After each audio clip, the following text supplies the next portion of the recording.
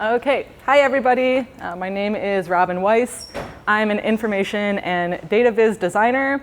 So I was born and raised here in Chicagoland, and I used to run the Quantified Self meetup, if any of you were a part of that. But I've been gone the past few years, kind of traveling and doing the whole, like have life experiences thing. So I recently came back, and I'm super grateful to be here because I'm getting back in the industry, and this is a really fun opportunity for me to share a project that I worked on while I was traveling. So I have lots of data and graphs to show you, and in order to do that, I need to tell you a very personal story. So the year was 2013. I was in my final year of college. I was just kind of coasting along, studying, going to classes. I didn't really like my school environment, so I spent as much time as I could doing kind of escapist side projects. A lot of those involved graphing and doing data things. And at the time, I was just a little baby designer, and honestly, most of my work was done in Excel and Paint. That was my editing tool, was Microsoft Paint, and kind of whatever other free tools that I could get my hands on. So during my search for distractions and basically trying to do anything unrelated to school as possible, I discovered this IRC channel. And IRC is kind of a really old chat room. And I started spending a significant amount of time there. And during my time on this IRC channel, I made a lot of friends. And it was this really tight-knit community. People had meetups all over the US, and I spent a lot of time traveling to all these different cities, New York, Boston, DC. I went to Vermont. I regularly went to Ohio. And all of this was while still being a student, and I would make these trips kind of like between finals, and really committed a lot of my time to this community. And it might not surprise anybody to know that throughout my interactions with all of these people, I fell in love with someone, like you do when you talk to people on the internet. So the particular person that I took a liking to was named Adam, though he usually went by Ad in the community, so I'll refer to him as both. So throughout my relationship with Adam, things progressed pretty slowly, but we had this really cool conversation chemistry, and we had these really strong feelings for each other, and before we knew it, every single month, one or the other of us was flying to the other person to spend time together. He lived in Boston, and I was here in Chicago, so we were doing a full-fledged long-distance relationship. And as time went on, things were developing pretty swiftly. I was still in school, still doing my classes. I was applying for jobs. I was hanging out with people from IRC, and I furthered my relationship with Adam. And part of the reason I liked him so much is because he was also a data nerd. So one of the things that we did together was nerdy data stuff, including a kind of entire network of spreadsheets that we had constructed in order to feel closer to each other to cope with our long-distance relationship. So I'll get more into that later, but this was like something that we were both actively and eagerly participating in, documenting our relationship while we were dating long distance. So time goes on. I finally graduate from college. I went on a trip to Europe, one of those like cliche post-grad solo travel trips. I came back, I got a job, started getting settled, and there were challenges all along the way, but generally things were going really well, and I was very happy with this relationship. So I thought that things were great, and then one day all of that just kind of came to a striking halt. Throughout my relationship with Adam, towards the end of it, we've been dating for almost a year, and we started fighting a lot. And the things that we were fighting about were kind of the direction that our relationship was going in. I had finally just settled and committed to this job, and I really wanted a strong, clear idea of where things were going next. And I was also kind of sick of this long distance stuff, really wanted to close that distance gap. And as we were kind of discussing all of things, Adam was a bit reluctant, and we found that we had an impasse over how to resolve some of these conflicts that we had. And the way that we decided that it was probably best to end our relationship and part ways there before things got more complicated. So to do this, we met in New York to have one kind of final, like, let's talk about this in person, get our closure, and then part ways. And it was during this trip in New York that I got a very interesting call from my best friend who said, hey, I think this person that you've been dating for the past year isn't who he says he is. And she said that she had discovered this person who had the same job, who lived in the same place, and generally had an identical profile to Adam, except he had a different name, and he also had a wife. So I went and I Googled this mystery person, and the very first thing that came up under this new name that was totally foreign to me was pictures from his wedding that had taken place 5 years ago. So I had been dating this person for a year. We had mutual friends. We had this whole community together. And I was realizing for the first time that I had no idea who he actually was. And that was really confusing and difficult to deal with. So it was especially tough. So we came to New York to break up anyway, and then this was just kind of dropped on my lap, and it made this breakup a whole lot more confusing. And it made me wonder what the past year had actually meant together. In many ways, I thought our relationship was really good, and I thought we were really good at communicating, and I had kind of developed the standard that this is what healthy relationships look like. And then to come to discover that none of it was actually authentic, or, well, that was the question, was any of this actually authentic, even though he had been lying about all of these things? So that was kind of in the back of my head as I tried to move on and start dating other people, and as I was entering new relationships, I had this like nagging thought in the back of my head, and this thought was, will any of my new relationships ever feel as good as this old fake one did? And that was really tricky to answer. So like the year that we dated, like all of the experiences that I had and all of the feelings that I had towards this person were real, but they were all kind of under these false expectations and pretenses. So, and this was disrupting later relationships because I was making these kind of unhealthy comparisons, and I wanted to not do that. And that is when I had a brilliant idea to use the spreadsheets that we had made together throughout the course of our relationship to kind of figure out what was authentic and what was affected by lies.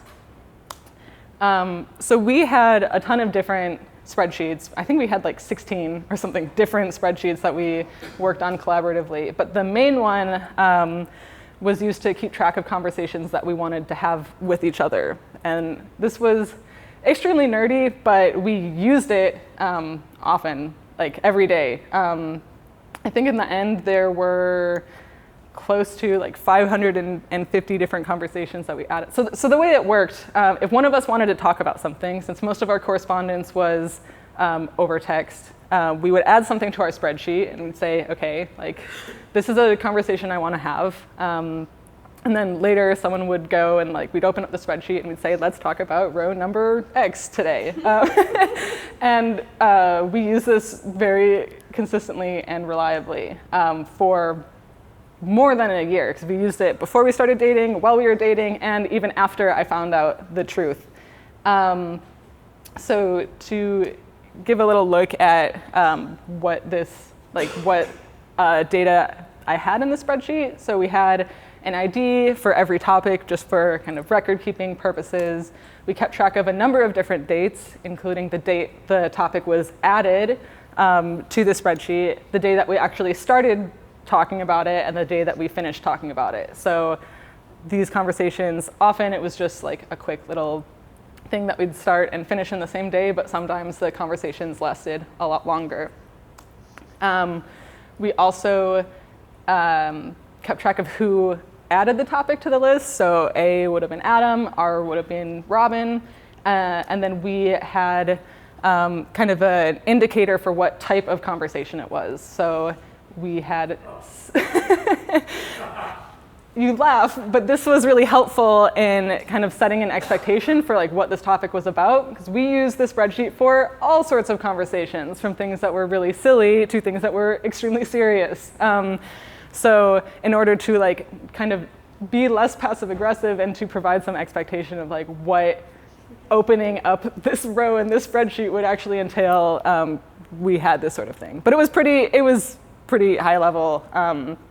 It was AS stood for Adam story, RS stood for Robin story, and TD stood for something we wanted to discuss. Over time, we came up with more categories, but these were kind of the main ones that we used. And then, of course, we had a brief description of what the topic was. Didn't always have a lot of detail. And then, at the same time, we had a little TLDR summary for after we had the conversation, just to kind of show that we were paying attention and this is what it was about. You can see that these also weren't always super detailed or helpful, but it was fun. So in the end, we had, like I said, we had 549 total conversations that we used the spreadsheet for. Every single month, we added anywhere from 40 to 90 different conversations to this list, and we both used it pretty evenly, but yeah, almost 50-50 split. And I mention all of this just so you know that like this was truly a shared effort, and even though it was a spreadsheet, it was actually a reasonable proxy of the sorts of different things that we would have talked about in person also. And there was a surprisingly high like follow-through with conversations that we added to this. I think we talked about more than 90% of the things that we added to this. So it was actually a very helpful tool for keeping track of things that we wanted to talk about. And this is just kind of a graph of like how long the conversations lasted. So we wound up talking about, I think, 73% of them within a week of adding it to the spreadsheet. So usually it was we add it to the sheet, we talk about it, and then we put it behind us. Is kind of how most of this worked. So I wanted to look at the conversations we had at a very general level. To start, it turns out like half of them were discussions and half of them were stories. Stories weren't always actually stories. Sometimes they were anecdotes. Sometimes they were just random thoughts. But the idea was more like, hey, I want to share this thing with you. I don't really need your input. It was more kind of one-sided. And then interesting to note, my stories came up twice as often as his stories. And I had a hunch that part of it was because I thought we both maybe liked to talk about me more. But I wondered, well, okay, I knew I liked to talk about myself more, but I wondered if he also was more likely to ask about me because maybe it was hard for him to talk about himself because he was lying about so much stuff. So I looked into this, and I was able to see who contributed to what kind of different topics over time. There's a lot going on in here right now, so I'm going to focus just on the region within that little square first. So before I found out the truth, it is true that I definitely really preferred talking about myself than I did asking about him. I was 9 times more likely to suggest a Robin story than an Adam story, which was not the case for him. He also talked about himself more than he asked about me, but I think the difference there was way smaller than it was. And I kind of thought this was just what his personality was like. I thought that maybe he just didn't like talking about himself as much, and he was just really curious about me. And maybe I also didn't notice because I like talking about myself so much, and I didn't really, think to question why he didn't talk about himself so much. And if you look at how this changed after I found out the truth, because we kept the spreadsheet going for a little bit to kind of discuss the things that he lied about and to get closure. And so there's still actually a pretty decent data set, I guess, after I found out the truth. And if you compare the numbers, let's see, so Adam was almost 20% more likely to talk about himself after I knew the truth, and he was 80% less likely to ask about me. So it definitely affected the dynamic of our relationships, and he definitely wanted to talk about himself more after he stopped having to hide so many things. So I thought that was really striking. Okay, so this is where it got super fun. Everything that I just showed was more surface level. Like I could get that just from looking at the spreadsheet, the way that we left it, and like looking at the types of conversations. And I knew that there was a lot more that I could learn from this very unique set of data, and that meant it was time to do card sorting. This was interesting because I was already traveling at the time. And anytime I had space to do card sorting activities, I was in a communal living situation, which was sometimes embarrassing, but sometimes really useful because it meant I could kind of grab random people and get their feedback on various things that I was trying to card sort. So stage one was writing down all 549 conversations on individual note cards. I color-coded it, so I knew who had proposed which conversation, and this helped me visibly see every single conversation and start pairing like with like.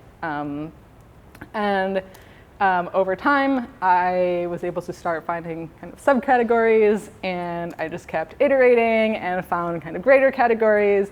And finally, in the end, I was able to invite friends to help me look at semantics and to kind of get outside my own head a little bit. And because I'd been doing this for almost a year and a half, not like actively, but here and there. And I really needed to make sure that this made sense to someone who wasn't me. So really grateful that I had some help with that. And then the next step was kind of sketching out my first iteration of what I wanted this to look like. So after I categorized everything, I found that there were kind of 8 categories of conversations that dominated our relationship, and those are the ones in the larger circles here. So we talked about our relationship a lot. We talked about the people in our life, things going on in society, our identity, and also things that were more related to like negotiations in our relationship, like non-monogamy and sex, and also just like day-to-day things going on in our life. So that was kind of the general, like the 8 main categories. And then each of these things had their own subcategories that I'm not going to get into right now, but I kind of knew from the get-go that this was more of the way that I wanted to visualize it, like intentionally with shapes like circles to kind of like, so even though I had exact data, I didn't want the focus to be on like, oh, what were the exact number of conversations in each category. I just wanted to get a sense of the relative size of each of these categories. So let's see. So from here, I was able to make this.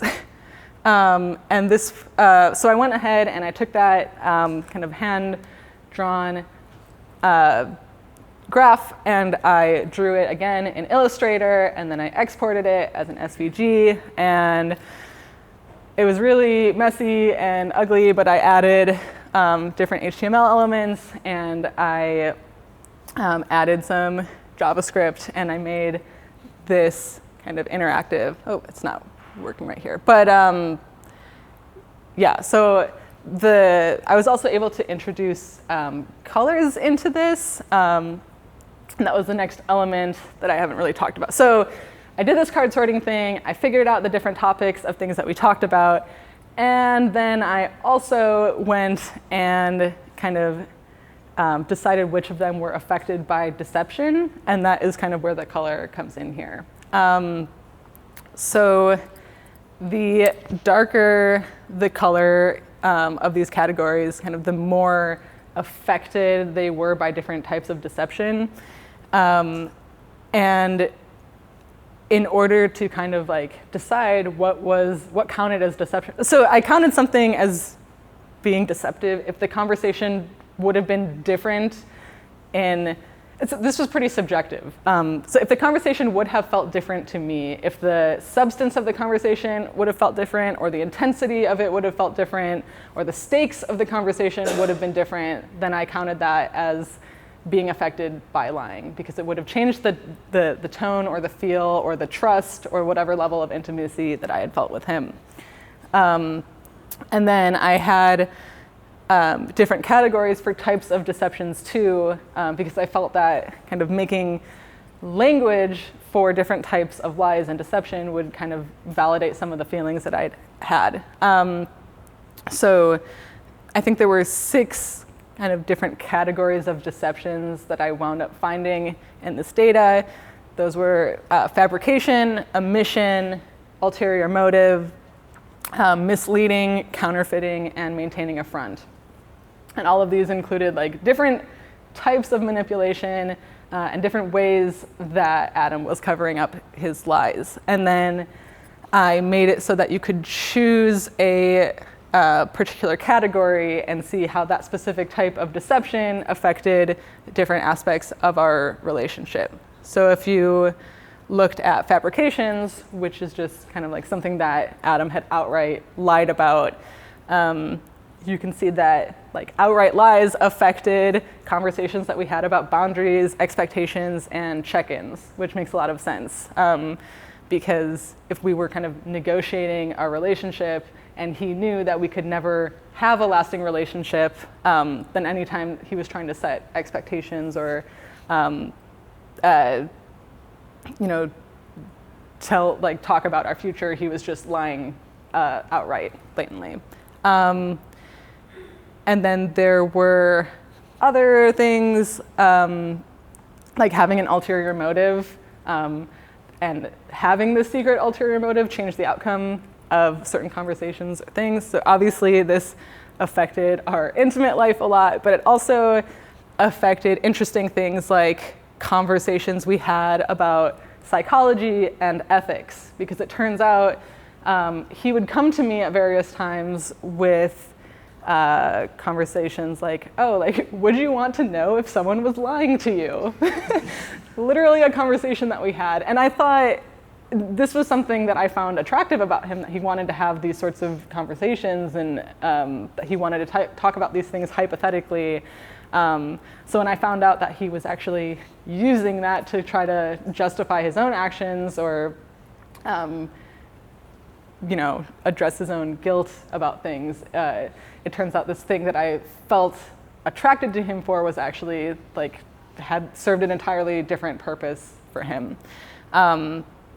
So you could kind of go on with these different types of deception, and this helped me a lot in processing different components of our relationship and actually seeing how widespread the deception actually was, and how many different aspects of our relationship it actually kind of not negated, but like tainted a little bit. I think all in all, it was just under half of the conversations that were on the spreadsheet were affected in some way, shape, or form by lies. And I think the only category there were 2 that were not at all affected by deception, and the only 2 were talking about work and school, and that's just because he happened to be honest about where he worked, which is also how he got caught eventually, and news and updates, so just talking about things going on with other people in our life, so he never had to lie about that, and pretty much everything else was adversely affected. So, cool. Where is the cursor? The other. Here we go. Okay. So, because Adam and I had both been such data nerds, it actually turns out that I had a ton of other data from this time period that I was able to kind of cross-analyze and see in what other ways lying affected our relationship. And since everything in my life is rainbow and sunshine, one of the other data sets that I had was apologies. And this was specifically a set of apologies that were exchanged between me and Adam, because there was an interaction that we had where he accused me of apologizing too much. And I said, I think you're wrong, and I'm going to prove it with data. So we went back through all of our text-based conversations, and we looked for instances of the word sorry and different variations of that. And I did a similar kind of thing where I broke down all of our apologies by category, and I was able to see who apologized more or less. And this was during kind of the beginning part of our relationship. So from this project, there were 455 apologies that we analyzed, and it turns out I had been right, and Ad apologized 60% of the time, and I apologized only 40% of the time. So this was an analysis that I did while we were dating, so before I knew anything. And then when I kind of revisited it later, it turns out the data actually exposed more than I could have known at the time. So the categories of apologies came down to availability, behavior, communication, sympathy, jokes, and then apologies about our personality. And if you look across the categories, you see that so Adam's apologies are in the green, mine are in the orange, and you see that he apologized disproportionately way more about availability and behavior than I did, and that our apologies in all of the other categories were more or less the same, or at least the difference between them was not as extreme. So when I took a closer look at the subcategories of the availability apologies, I noticed a similar kind of thing. There was a trend that Adam was more likely to apologize across all of the subcategories, a little bit more for each of these different things. But when I looked at apologies related to leaving in the middle of a conversation and apologies for being busy and being unable to talk, that is where Adam apologized significantly more. And I know from my conversations with him, from after I knew the truth, that he felt guilty about his availability because most of the time when he wasn't available, it's because he was with his wife. So not only did it affect the conversations that we had, but it affected the way that he was interacting, like apologizing to me in the ways that I thought he was just being really considerate or weirdly conscientious sometimes. It was actually him feeling guilty for being married and not telling me. The other data set that I was able to compare this to was a year and a half of my crying. And I had started this project in the middle of my relationship with him, and it carried on for a long time after. So I got to capture reasons that I cried while we were dating, and also all of the reasons that I cried after we broke up. I did this project for entirely different reasons. There was a lot of other pretty crappy stuff going on in my life that inspired this, but it wound up being useful for this other new thing that I couldn't have anticipated. So in the end, so this is a very relatively simplified view of what that data looked like. A similar kind of thing, I broke down every single time I cried into categories of reasons and then subcategories. And it turns out that 21% of all of my crying was related to my relationship with Adam. 42% was related to our breakup, and 37% was related to all of the other things going on in my life. So my family, school, my job, my friends, everything else. So if you take a closer look at this, so apologies, or sorry, crying within the context of our relationship, 40% of my relationship-related cries were caused by conflicts that were completely made up. He had made up these sorts of things to try to distance ourselves. So it turns out, back when I went to New York to break up because we had come to this impasse, it turns out that that impasse was completely made up because he was looking for an excuse to finally break up because he couldn't handle this double life anymore. And that was really distressing. And it caused almost twice the amount of crying as all of our other conflicts throughout the entire rest of our relationship combined.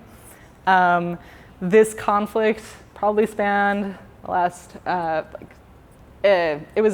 the conflict spanned 15% of our entire relationship and caused 40% of the crying, and it wasn't even real. So that is kind of nonsense. And then when you look at the cries that were related to revealing the truth and kind of dealing with the breakup, 39% of those were directly related to processing his infidelity, and 4% of that went into kind of breaking this news to the people in my life who cared about me and who were angry and upset, and kind of having to deal with all of that. So even if it had been just a normal relationship, even if I had never found out the truth, those are the so like trying to like negotiate a friendship, which didn't wind up happening, and dealing with the grief of losing a relationship, like that would have happened anyway. So almost 50% of the breakup-related cries were direct consequences of his lying about things. So all told, his lies and their impact, his lies caused 29% of all of my crying in the year and a half that I tracked this, of all of the other things that went on in my life. And seeing that was really eye-opening, especially because like I had been kind of glorifying this relationship and had a hard time kind of letting go of the things that were nice about it. And seeing the sum of like how much the impact was across all of these different aspects of my life, across all of these different data sets, really helped kind of, it was kind of a reality check. So with this crying project, I went and I kind of took a deeper look into the different crying episodes that were a direct result of, that were affected by lying. And it turns out that, so in this project as a whole, there were 44 different emotions that I kind of like associated every single cry to. And 18% of them would not have shown up. They were uniquely related to lying and infidelity. And the emotions that are on this word cloud are some of the ones that were related to the cries that were associated with that. So there were actually really interesting emotions in there. Some of them are kind of paradoxical or confusing, like feeling empathetic or compassionate. Those were usually with respect to his wife and like kind of processing this impact on her. And a lot of it was just kind of like processing my own feelings about it. And then the other kind of interesting result of the crying project was the way that my emotions kind of followed the stages of grief in a really kind of like clear way. Like the cries at first began with devastation, and then they kind of, there was like a lull of just like hurt and misery, and that over time bubbled into anger, and that kind of softened into sadness, and over time it eventually just became kind of this feeling of mournfulness. So these were all the emotions associated with my cries that were directly a consequence of this infidelity. And this also kind of like validated the impact that all of this had on me, and kind of was really interesting to like see this specific experience of trauma like this clearly.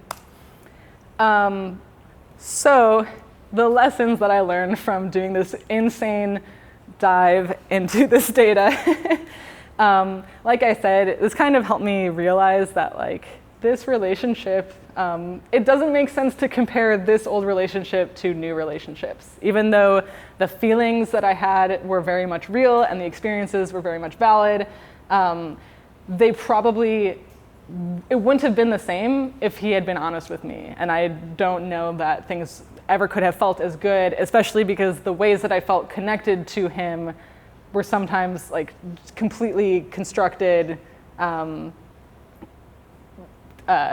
of situations that like he created to cover up things that he felt guilty about.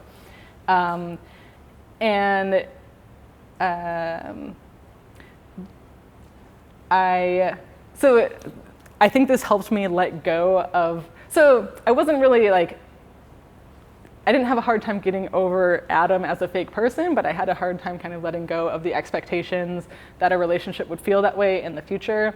And I think this project did help me let go of it, and it made me take a closer look at like what intimacy felt like. And it actually made me less neurotic. And it changed my expectation for like what communication should look like. Because I thought that like the communication that Adam and I had was really open and honest and good. And it turns out that there was this whole, you know, like underworld and an entirely different person and personality that I never even saw coming. So it made me kind of be less prescriptive about like what I expected relationships to look like going forward. So I probably didn't necessarily need to graph all of this out in order to learn those lessons, but I think it helped me see it in a way that was very clear. And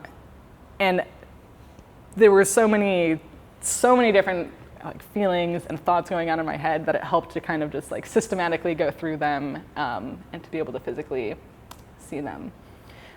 So if I could do it again, and I'm referring to the project, not the relationship, I would want to have better solutions for visualizing the data itself. I think I mentioned that I drew this on Illustrator and then converted it to SVG, and that was just extremely messy, but I didn't know about different technology at the time. I mentioned before that I used to do data viz on Microsoft Paint, so that gives a little bit of context there.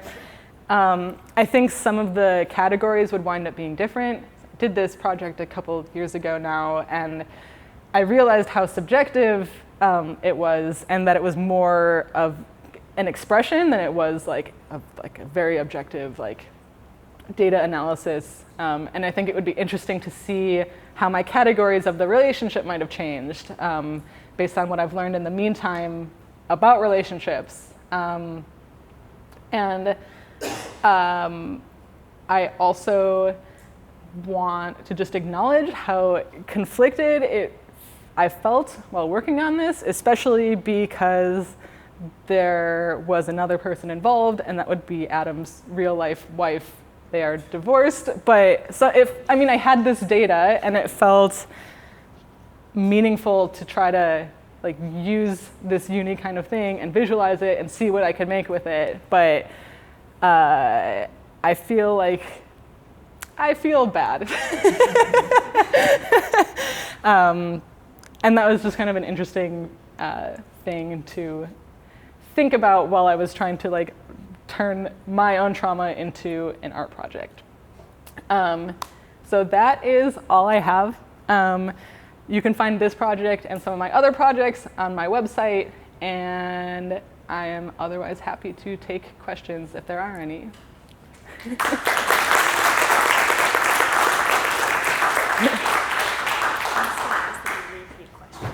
Okay, sure.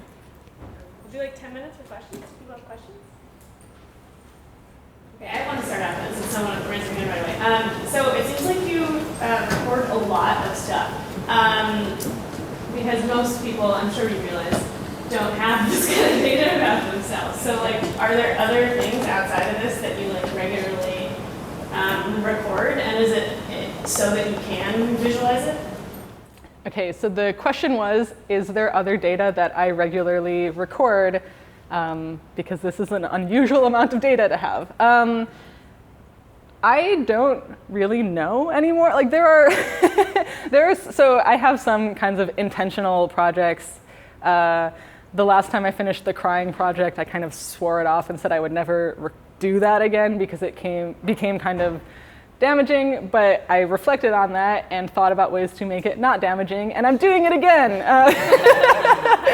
So that's really the only intentional project I have going on right now. I've recorded like budgeting stuff from my travels, but I think this was really an anomaly, like how much data I had about this specific relationship. And I don't really want that again. So I have been kind of recording less personal things, and it's been a minute since I've done a big project like this. So I have ideas for what's next, but way less intentional documentation of things. Yeah. Thanks for sharing. I have a narrow question. You had those concentric pie charts. Did you do them by hand, or how was there a package that took it directly from the data? So the question was, how did I do the concentric pie charts? Let me see if I can find these. I think I got the original pie chart with like Excel or Google Sheets or something, and then I traced over it in Illustrator. And then the second layer, I think I actually just did by hand. Like I did the calculations. It was not generated directly. No. Because it's a good shorthand. Thank you. Yeah. So this was drawn by hand in Illustrator. Oh. When you were traveling back and forth, did you ever go to Boston? I mean, did you stay at his house? Or? Great question. Okay. So I'll find it. So the question was, did I ever go to Boston when we were seeing each other back and forth? And the answer is yes. So this is a graph of where our visits were. I did go to Boston. He had a convenient little backstory for why I couldn't go to his house, though, which was that he was still, I don't need to get into the backstory, but it was when we started dating, I was like, you know what, this is your personal drama. I don't really care about this. Like it took a long time before our relationship became serious. This was actually the thing that caused our impasse, was me being like, I'm sick of staying in hotels. Like, we need to change this. And so I did go to Boston, never saw where he lived. Yes. Can you talk a little bit about how you arrived at the different categories of deception? Yes. So the question was how I arrived at the different categories of deception.